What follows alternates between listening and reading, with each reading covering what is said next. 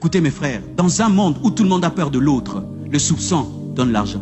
Ça donne l'argent. Pourquoi? Parce que je vais t'effrayer par rapport à tel autre et par rapport à tel autre. J'avais autour de moi quelqu'un qui m'effrayait tout le temps. Hein? On veut me tuer, on veut me tuer, on veut me tuer, on veut me tuer. Depuis qu'il n'est plus là, personne ne veut plus me tuer. Donc, il se servait des soupçons pour donner une raison de vivre près de moi. Je suis ta sentinelle pendant 20 ans. Jamais un voleur ne cherche à entrer chez toi. Je peux avoir peur pour mon travail. Un jour, je peux m'entendre avec quelqu'un qui vient te voler, moi je l'attrape. Comme ça, tu vas donner de la valeur au fait que je sois à côté de toi. Et il y a des gens qui ont besoin de t'effrayer, de te mettre en insécurité pour justifier leur présence dans ta vie.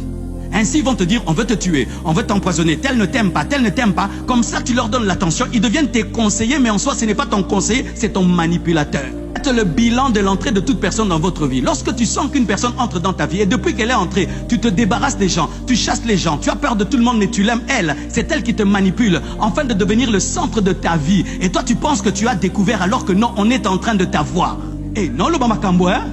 Non, le Bamakambo. Depuis que ton ami là est entré dans ta vie, tu avais 10 bons amis, tous sont partis. Hein? C'est seulement lui qui est resté. Mais lui, quand il reste, il te bouffe de l'argent. Il te bouffe de l'argent. Il te contrôle, il te manipule. Parce qu'il se sert de ton manque d'amour pour te diriger. Car si tu aimais les autres, tu allais vérifier. Mais comme toi, tu crois sans vérifier, c'est ainsi qu'on te manipule, afin que tu fasses de cette personne le centre de ta vie. Et c'est elle qui te détruira.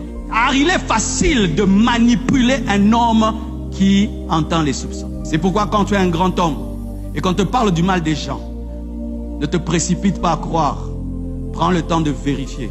Parce que peut-être on te manipule pour changer ton équipe qui est solide et introduire des mauvaises personnes.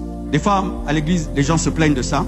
Moi, si tu viens au bureau, tu parles du mal de quelqu'un, je dis, ok, je vais l'appeler. Et puis je vais l'appeler. Tu parles devant lui. Dis-moi ce que tu m'avais dit devant lui. Ah, pasteur. Tu es mon fils, il est mon fils. C'est comme si Oracle accuse Choukrani. Les deux vont venir devant moi. Dire, oh, en soi, c'était pas vraiment ça, mais c'était dans le sens de oh. Donc quand tu parlais là, c'était pas sérieux, hein, mais c'est la réputation de l'autre.